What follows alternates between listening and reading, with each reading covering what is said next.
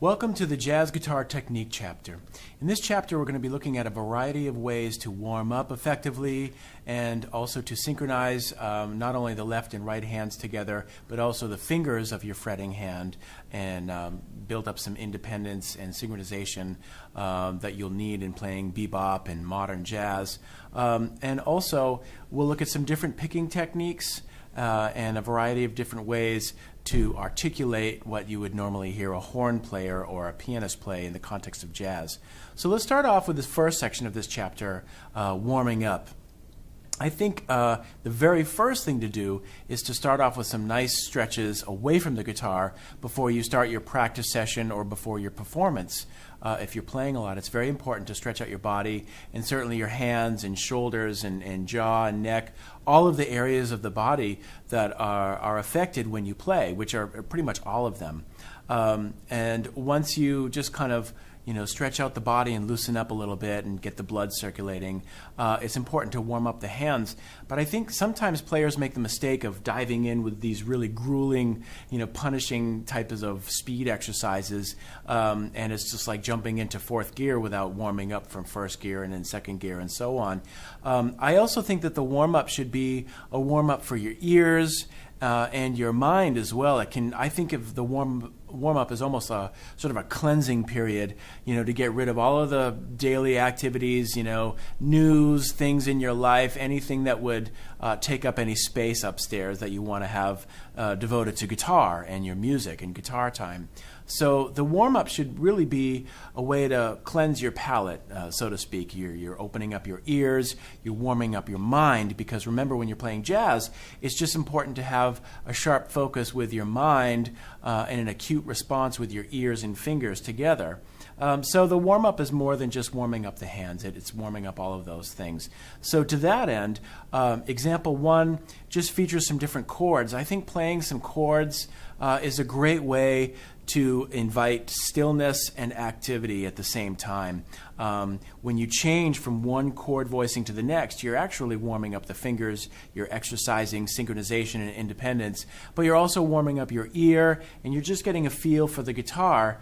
I think that's a little bit more organic and complete than just starting off with a blazing scale pattern. So example one just shows some chords, a variety of different chords. It could be anything, but you'll notice that each chord has a fermata at the top of that, and that means to just take your time hearing it. So the very first chord we have in example one is a C major 7. And you might want to strum that, pick it, maybe use fingerstyle. All of these examples can be used with or without a pick. It's just you can approach it either with your fingers or with a pick. And you're just feeling that shape. You're also hearing that sound. And then you move to the second chord, C minor 7.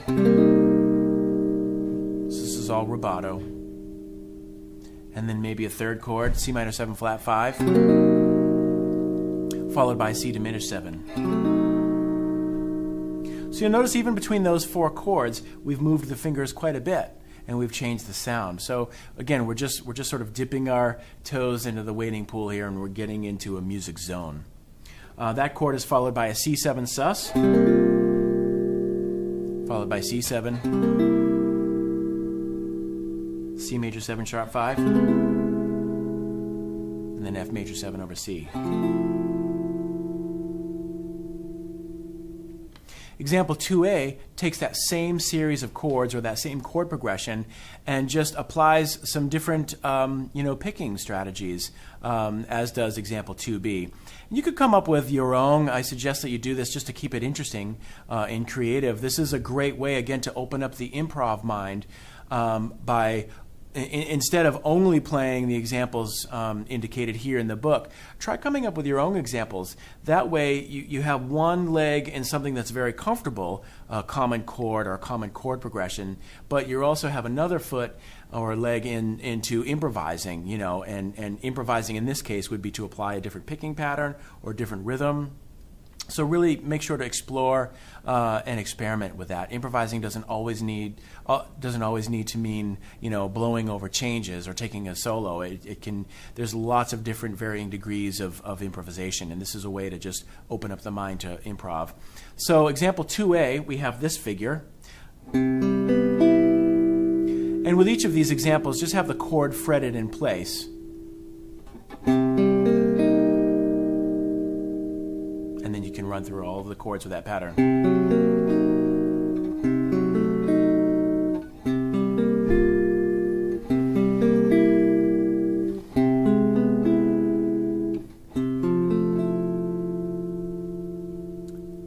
And a variation of that exercise would be to play each of the notes short or staccato, requiring a release of the fingers. So if we looked at C major 7 and 2A, we could sustain those chords as we did just a second ago, or we could have each note independent. And we can really put this to good use in example 2B, which features an ascending and descending pattern through each chord. So if we take a look at 2B, we have C major 7, and we're moving up and down the chord voicing. So again, the two ways to articulate that with the fretting hand alone would be to either leave the fingers down, and that's a nice picking exercise, or you could also work on developing the fretting hand by playing each of those notes short. Then through the other chords, C minor 7, minor 7 flat 5. So you notice I'm keeping the chord fingering in place here. I'm just playing the notes one at a time. Fully diminished. Sus. Dominant. Major 7 sharp 5. F major 7 over C. So you might want to get into an exercise where you're doing each chord twice. It's a wonderful warm-up, just nice and simple.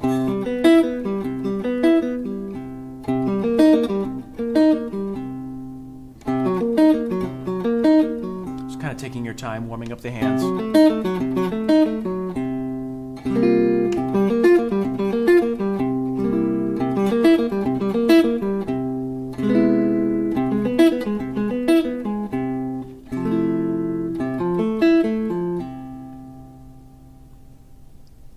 In the next example, example 3, is a continuation of that concept of almost kind of like a meditation. It's a cleansing. You're just exploring some different chord shapes and some different picking patterns. And you might choose to include a couple of other concepts. For example, in 3, we're working through our diatonic chords, diatonic 7th chords of C major, and we're just kind of opening up the hands and the ears by checking out the sound of each. So here's example 3, working through the first 4 chords of C major. I might do something like this in a warm-up.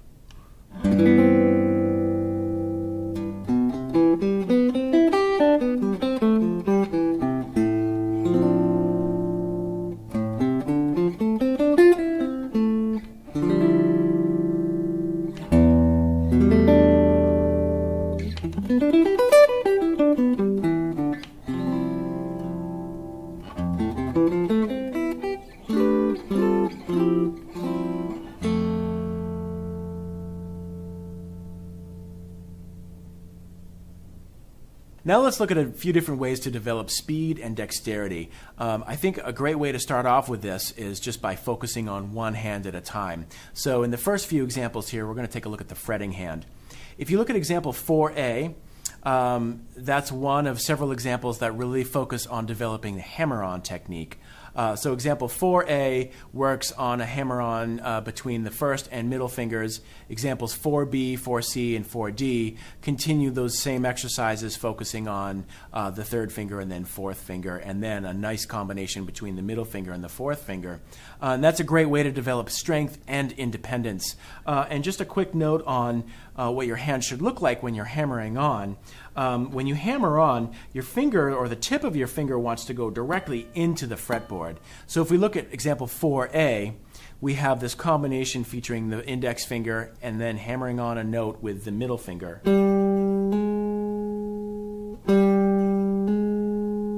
So when you hammer on, you want your finger to go almost in, right directly into the string and the fretboard. So if you really want to focus on hammer-ons, just pick every first note in this sequence in your notation there. So we just have 2 and 3 and 4 and just repeat as many times as you need to. And it's important that your hammer-on note, the note that you're hammering on with your middle finger or any other finger, be as loud as the picked note. So here's your picking volume. You want the hammer-on to be at least as loud as that. So it almost sounds like, well, it has the same volume between each note, but they have a different sound. Pick, hammer. Example 4B now focuses on the first and third finger, hammering on. 4C uses the pinky. It's a little harder to hammer on with the pinky, but again, play it really slowly. Don't, it's tempting to play these quickly, but don't do that. You'll fatigue your hand, and it's just not good. It defeats the purpose of this exercise, which is to create a new type of sound or articulation and really develop strength. So play these very slowly and make sure that each hammer-on is as loud as the picked note. And then finally, 4D features this combination that's probably a little more difficult. I mean, you're starting with the middle finger and then hammering on with the fourth finger. So a nice exercise might be to combine all of these examples of 4. It's a nice little warm-up. Example 5A through D does the same type of exercise, but now focusing on the pull-off technique. So example 5A is pull-off from the middle finger to the index finger. Now, with pull-offs, you're actually pulling your finger down towards the floor. So it's not the opposite of a hammer-on where you're just simply releasing the pressure. You're actually using the tip of your finger to actually flick down towards the floor. So with example 5A, there's our picked note, and then we take the middle finger and we just kind of flick it downward in slow motion. And that's how you can get that really, a sound that's very focused and clear. Example 5B, pull-offs with the ring finger. 5C with the pinky. And then 5D between the pinky and middle finger. So get a nice snap. Great exercise that you might want to check out is combining examples 4 and 5 together for a combination that utilizes hammer-ons and pull-offs. So for example, 4A and 5A would be consecutively hammering on and pulling off between 2 fingers. Maybe with a pinky.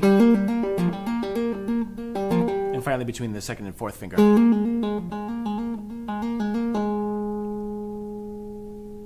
Now we can add the picking hand to the mix and start working on synchronization exercises.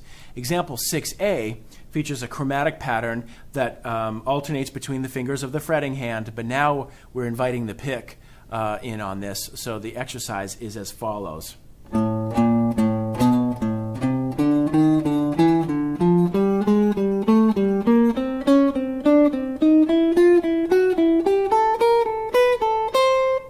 So on and so forth. You can go up and down the neck. We're basically moving across each string with all of the finger permutations. Of course, you could maybe just pick the first note and really develop hammer-ons and pull-offs with this exercise as well. That's a nice exercise. But again, don't start off doing these. Warm up first and then getting to these, because these can be pretty grueling if you're not used to doing them, and then can really fatigue your hand, which you don't want to do. You don't want to get tired before without getting enough of a workout in. Example 6b takes the same concept but now reverses everything. So we're starting with the pinky and alternating from there. So here's example 6b.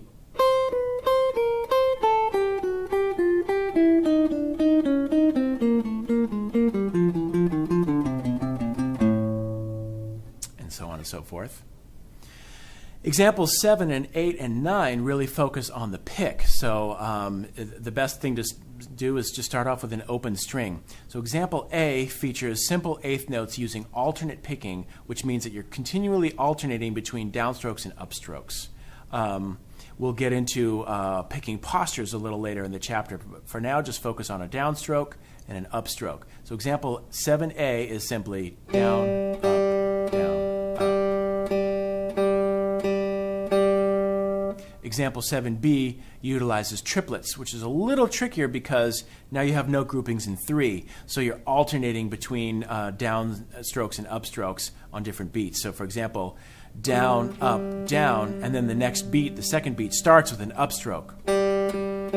So it's really important that your upstrokes are as strong and as loud as your downstrokes. It's harder because it's the weaker stroke. But just maybe keep that in mind when you're working. Maybe even focus in on your picking hand and really make a concerted effort for your upstrokes to be as loud as your downstrokes. You can also accent the first partial of each note grouping just to keep it together. 1 and 2 and 1. And then example 7C now incorporates a 16th note rhythm.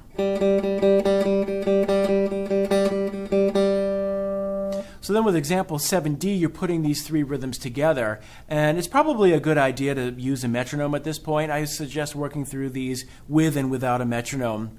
But to start off with, you can set a metronome at a reasonable tempo, and the first thing to do when you have your click is to just subdivide internally. So let's say if our click was here, those would be quarter notes.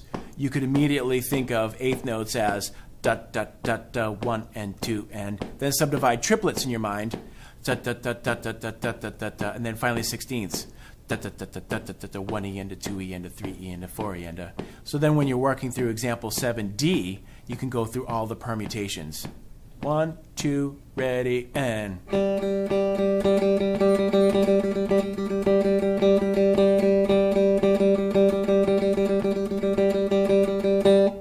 And that's really good with your right hand because you're never going to, it builds up a lot of strength to just be able to go back and forth between each rhythm, which will, in the end, sound a lot more musical because you don't want your solo to be only eighth notes or only 16th notes. You want to have a variety of rhythms. We can continue these alternate picking exercises by crossing over strings, and that's what examples 8 and examples 9 do. Example 8 features a couple of these different rhythms crossing over 2 adjacent strings. So here's example 8. 1 and 2 and 3 and 4 and.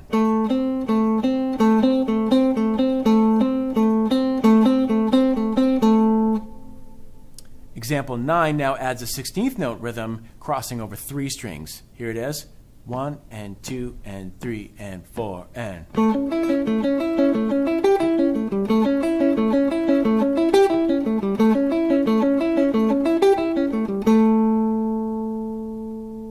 Let's continue working on some various synchronization exercises. A really nice exercise that strengthens the picking hand, works on string crossing techniques, as well as independence between the fingers of the fretting hand, is working through the 7th chords of any key. And what's nice about this type of exercise is now that we're using our mind as well. And this is the way that I like to practice. Of course, everybody is short on practice time. You know, it's no one has enough time to practice or as much time as they would like. So I think a really important technique to incorporate in your practicing is to try to fuse together a few different concepts at once, and that way you can knock a few things out in one exercise or in one span of a couple of minutes, for example. In example 10, it's called Synchronization, 7th chords in C major. And what's great about this is it's a wonderful physical workout. You're getting a great string crossing picking exercise. You're getting a great synchronization and independence between the fingers of the fretting hand, but you're also working your mind in that you have to think about, well, first, what are the diatonic chords in C major, and then two, where can I finger them? Where are they placed? Where are they located on the fretboard? So you're really doing two things in this exercise. You're working on your fingers and you're picking physically, but you're also working on how to access certain sounds, in this case, seventh chord arpeggios in the key of C, on the fretboard. So it's a mental exercise as much as it is a physical exercise. If you want to play this along with a metronome and play various rhythms, this example is in constant sixteenths, but if you wanted to break it up and play triplet rhythms or any variety of rhythmic grooves or something, then you would be adding a third element. You'd be working on your rhythmic acuity. So that's how I personally layer a number of different concepts onto one little exercise. So make sure that that's how you think. It's a creative, it's much more enjoyable, and your brain will actually learn a lot of these techniques a lot quicker and more effectively if you're enjoying what you're doing. So let's take a look at example 10.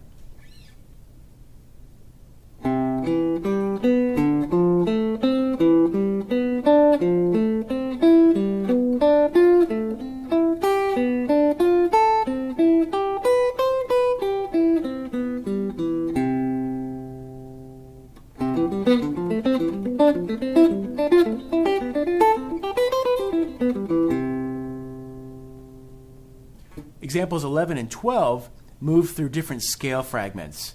So rather than just playing scales all over the neck to begin with, we can just start out with some fragments just to warm up the hands and the pick across the strings. Example 11 is an exercise that focuses on C major. Here it is, 3E and a 4E and a.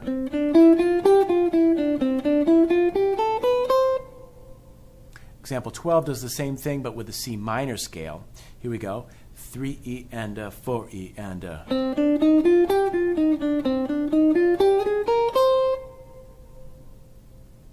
Then the next few examples work on a more common chromatic exercise. Example 13 uses the 1, 2, 3, 4 permutation that a lot of guitar players use as a warm-up, which is great. So here it is. Of course, you can do this all over the neck in multiple positions all across the strings, but the example here in 13 starts with a D string. So here we go, 3E and a, 4E and a. Backwards, 4, 3, 2, 1. You can continue that exercise. By the way, don't do these exercises for 3 hours at a time. Just, a few minutes with each one will be plenty. And make sure to take frequent breaks in your practice session, especially when you're working on technique.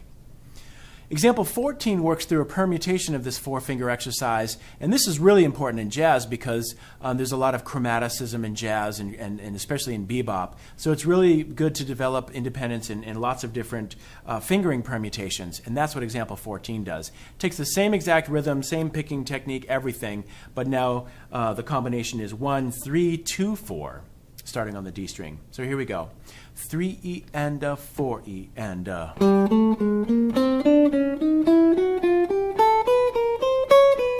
4, 2, 3, 1.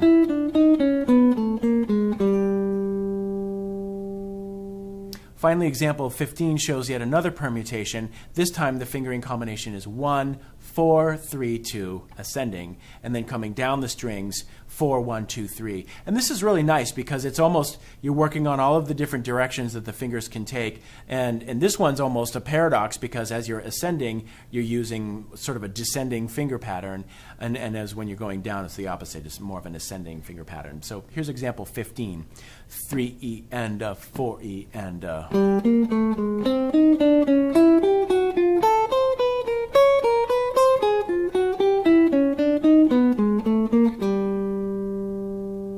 With all of these examples, of course, you can work on picking like we did. We use alternate picking. But if you really want to focus on your hammer-on and pull-off articulation, you could do all of these permutations using only hammer-ons and pull-offs and picking the first of the 4 notes.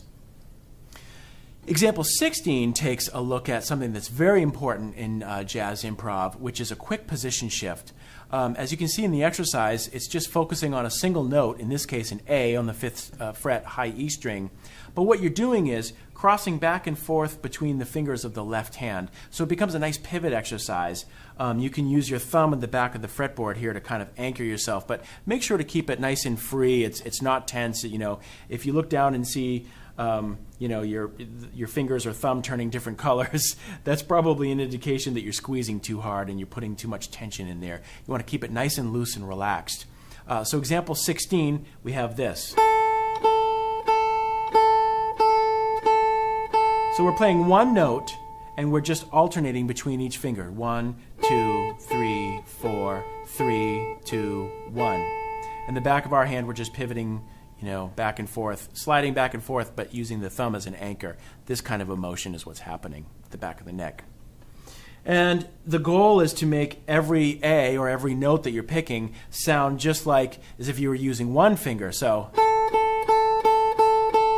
that's the sound that you want, but now you're going. So you don't want to play on the fret because then your note will buzz out or fret out a little bit. So you want to take, you know, swivel back and forth so that you're as much as you can right on the wood in between the frets.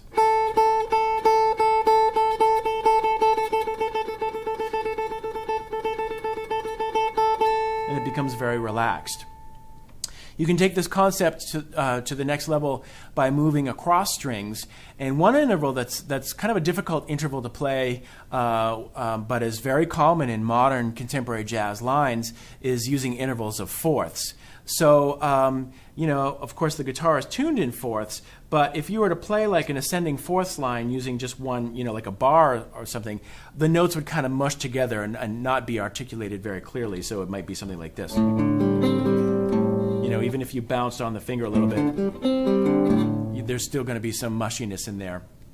So an alternative technique that players like Joe Diorio and Peter Sprague, they're masters of this technique, would be to use this pivoting, this idea of pivoting the fingers in the same position.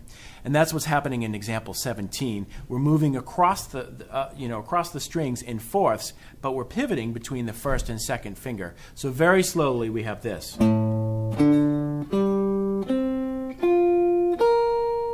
So the fingers are kind of swinging in and out.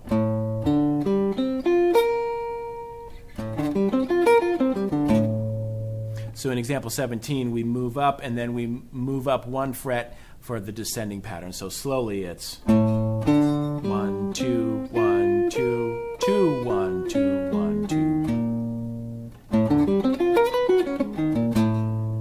And that's a way to have a little bit more clarity if you're moving up in fourths.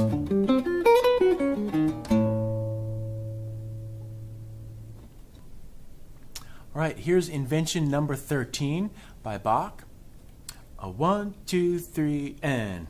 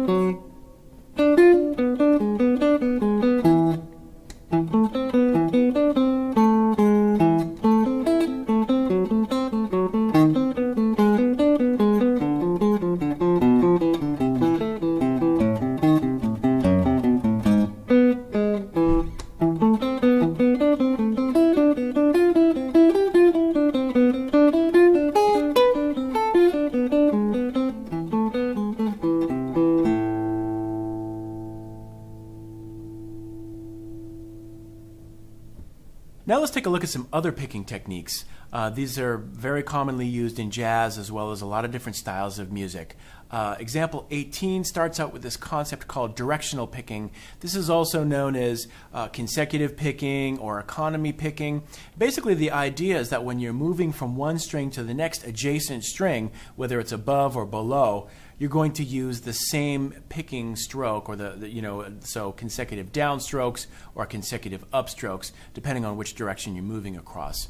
So in example 18, we have a figure, a few different triads here that start off moving between two adjacent strings. So we're starting off with a G triad. And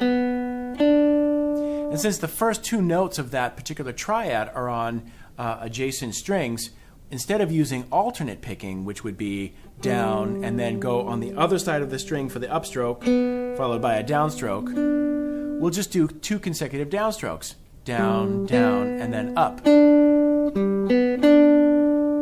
you're just kind of pushing through the string for two consecutive downstrokes.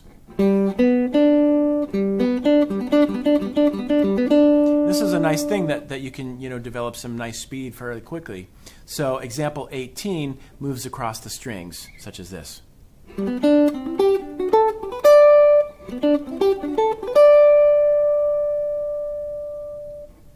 If we elaborate on that concept, we can go across several adjacent strings, and this is known as sweep picking.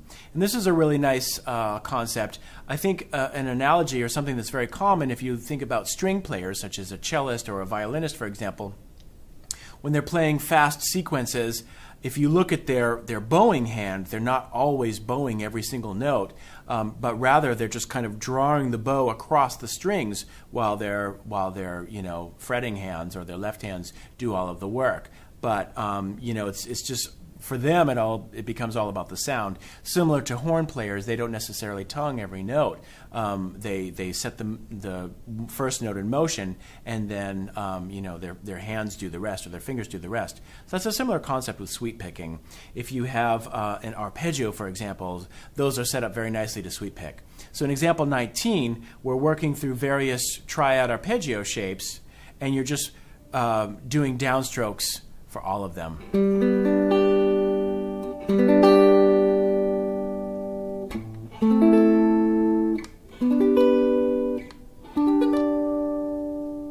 Now, of course, you can have more of a single note line effect by releasing the fingers of the left hand, and that's very common as a part of sweeping technique if you don't want the notes to just run into one another. So, for example, looking at that first G triad in example 19, you would release the notes as you pick up through them. So in slow motion, it would be this. And up to tempo would be more like. You're almost kind of ghosting over the notes.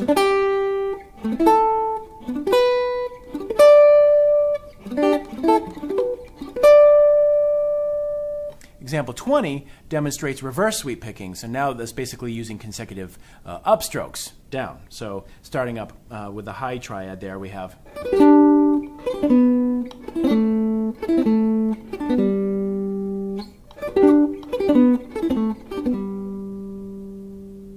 Example 21 now combines both, and this is a very common move where you have a four-note sequence, two notes are on the same string. So with the first D triad in example 21, where we have for the first three notes all downstrokes, down, down, down, and then the fourth note will also be on the E string, so we can return with an upstroke.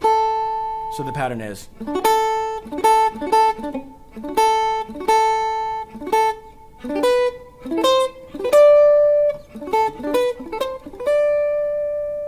Example 22 expands on that by using four or more strings. So it's the same concept. We're just dragging the string, consecutive downstrokes, follow it with an upstroke.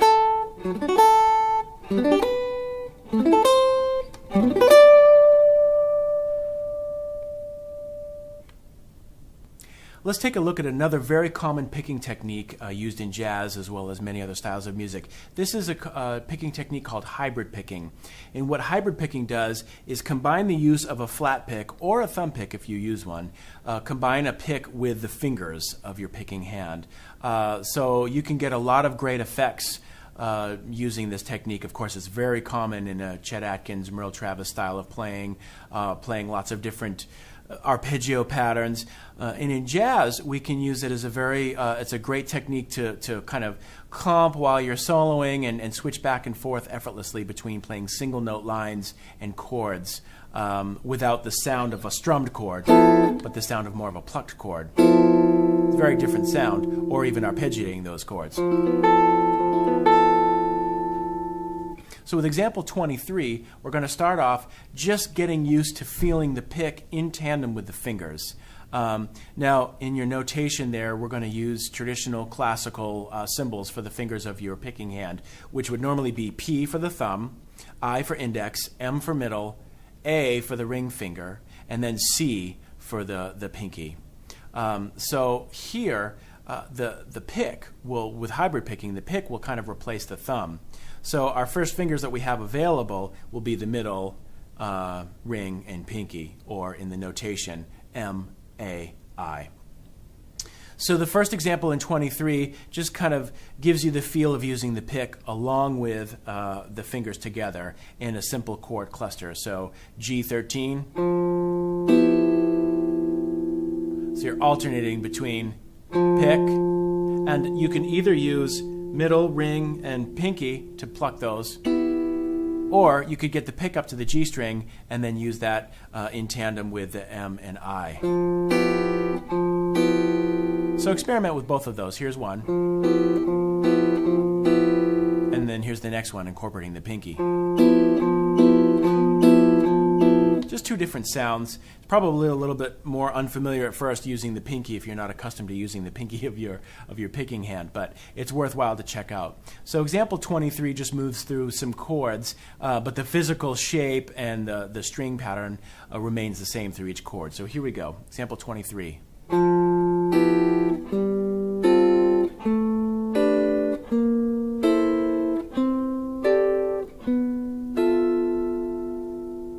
And if you played that same exercise with the pinky, it would sound. And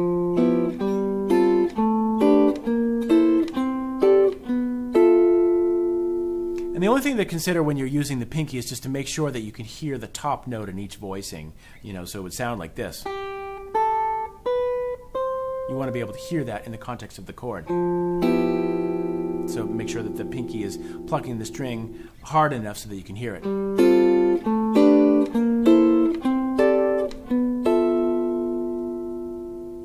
Example 24 continues this concept, now adds in a root or a low note on the low E string, so you can practice switching back and forth with the pinky, or with the pick rather, and incorporate the pinky. So here's example 24.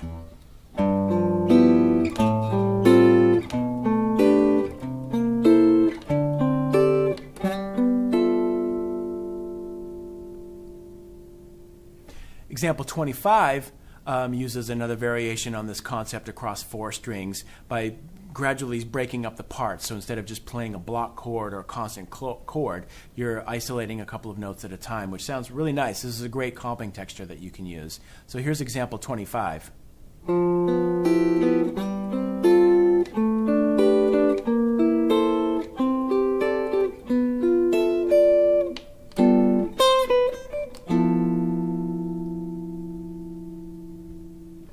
And you can see in the last measure of that particular example, we're now alternating back and forth between playing a chord, single note line, and then grabbing, not strumming it.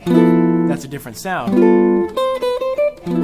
which is a very common technique. But with hybrid picking, we're going to use the fingers of the right hand or the plucking hand to actually pluck those strings. You get a different sound. And finally, in example 26, we put it all together. We add a larger chord voicing, incorporating a note on the low E string, as well as the end of this example features some single note lines in tandem with chords. So here we go, 26.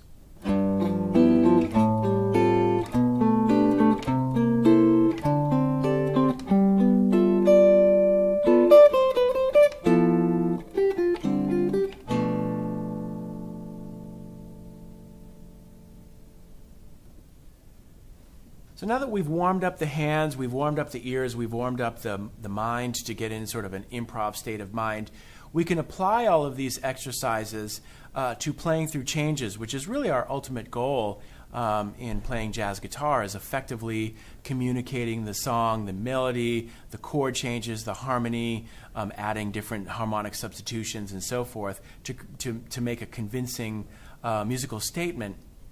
And one of the first ways to master a chord progression is to be able to play continually, without stopping through a chord progression, and now bringing all of these things together.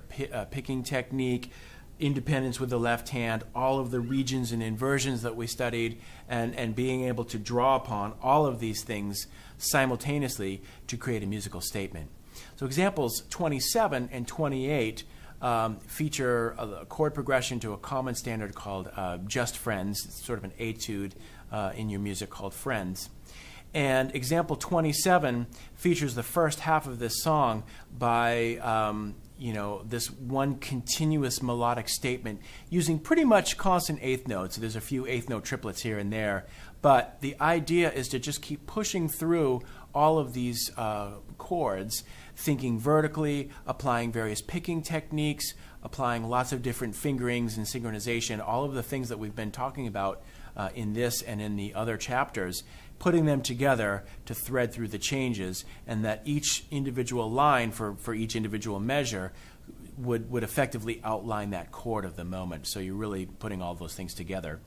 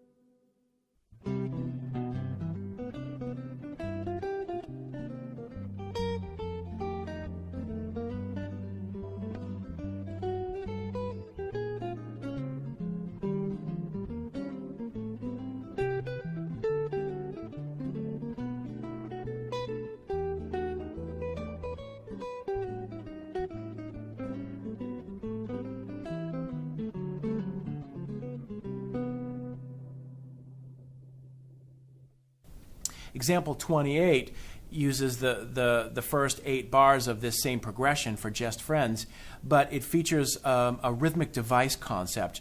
A motive is basically a melodic idea. It could be an intervallic idea, or it could be a rhythmic idea. And actually both are happening here in example 28. We have this idea of a third as our first motive, followed by this rhythm. So we have a rhythmic motive, we have an intervallic motive really focusing on the third, and then we can sequence that to match the changes. And this is a very powerful and important technique when playing through jazz standards, is this creating a continuity between unrelated chord shapes and chord sounds and chordal figures, but keeping this thread running continuously through the use of repetition, question and answer phrasing, and intervallic and rhythmic motives. So what we're basically doing is we're taking the first idea in 28 and we're duplicating that through C minor 7 to F7, then continue that through a G major 7, B flat minor 7 to E flat 7 are totally unrelated to G major 7, but that's okay. We can still stay in relatively, the same region, and then just repeat the motive. So it's kind of like saying one thing over and over again, but shading it or coloring it slightly each way to accommodate the chords that you're playing over at the moment. And if practice this at first, but then come up with 100 of your own variations using this idea of a fragment or a motive or an idea, and practice taking that same idea through a number of different chord progressions, both with related diatonic chords and unrelated chords, maybe even chromatic. And that would be a great exercise that will help you develop your improv technique.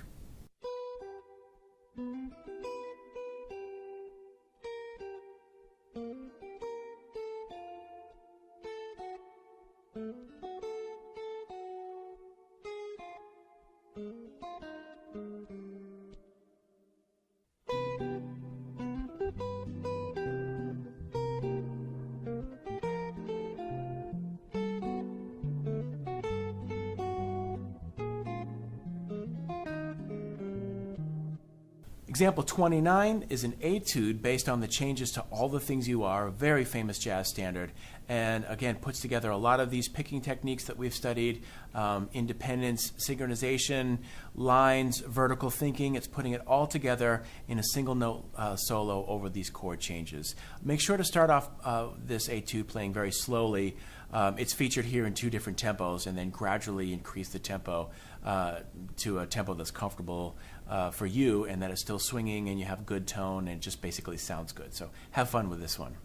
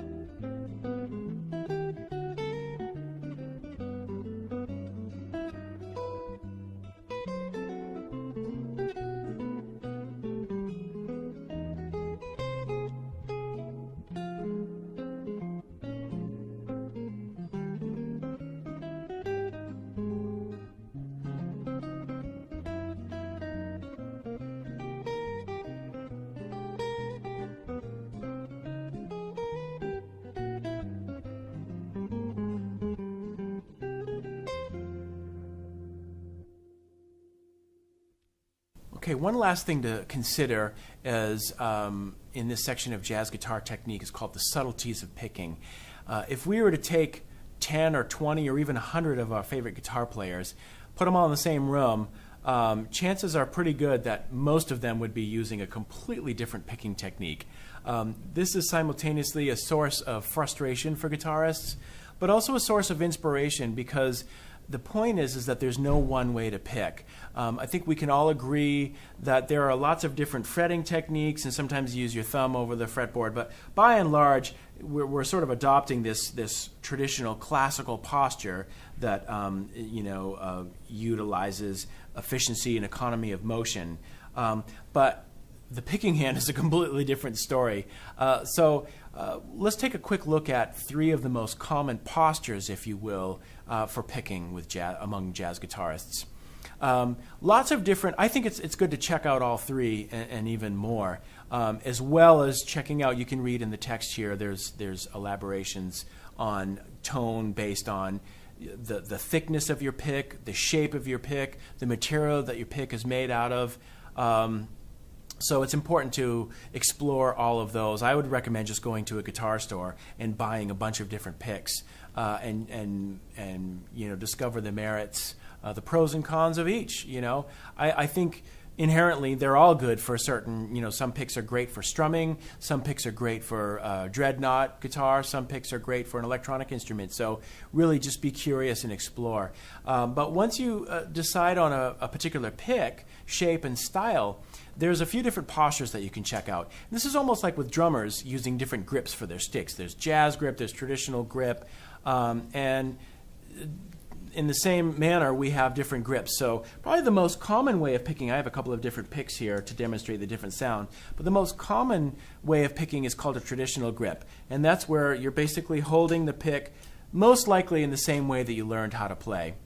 So the thumb is almost perpendicular to the point of the pick, and then is held in place by the index finger. And this is really effective. You're basically dropping the pick against the string, and it's really effective for alternate picking.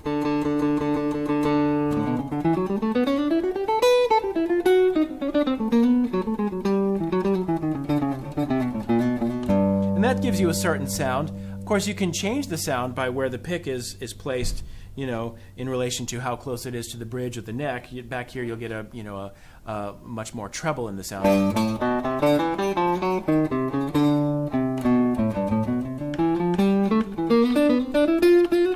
So you get a fatter, thicker tone by playing closer to the neck.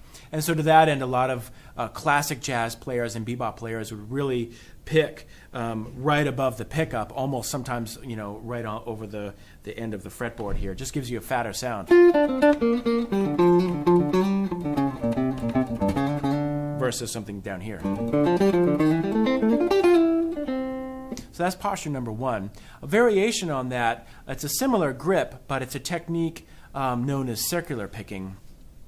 And this one uses economy of motion. It really works well for directional picking and sweep picking. But the idea is, I heard I think it was a Howard Roberts explanation of this technique, in that if you were to draw a line with a pencil or a pen on a piece of paper and then intersect that with a circle, then basically I think that's why they call it circular picking, because your index finger and thumb are kind of moving in circular, drawing little circles in the air. So that would be across the strings. You're just basically the motion, as opposed to coming from the wrist, all of the motion is derived from your thumb and index finger.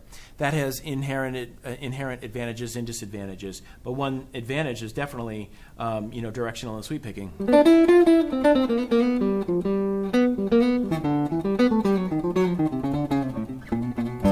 So again, instead of the motion being generated from the wrist with the traditional grip and alternate picking,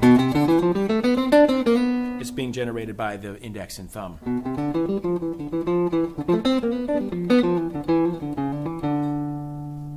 And then a third posture that's very popular with a lot of hard bop players is the so-called Benson technique. This one's radically different from the other two. It starts off by holding the pick in a completely different way to start with, and then there's variations on that. But the idea is to now turn the point of your pick to face the same direction as your index finger. So it almost looks like it's kind of like a claw coming off the end of your finger. So that's the kind of a radical departure from the traditional pick. Then you're going to hold your finger and thumb like this. So the thumb may or may not be collapsed with the joint, but you have this hook kind of posture with your hand. And then if you sandwich the pick in there, it looks like that. So the point of the pick is coming down off of your index finger. Your thumb is flexed. Then, when you drop it into the strings of your guitar, instead of playing in this manner like we did with traditional grip, we're 90 degrees opposite and now coming across the strings, sort of slicing through the strings. So now you have this motion. And a lot of the motion is actually generated from the elbow. It can be. So we have a completely different sound and posture available.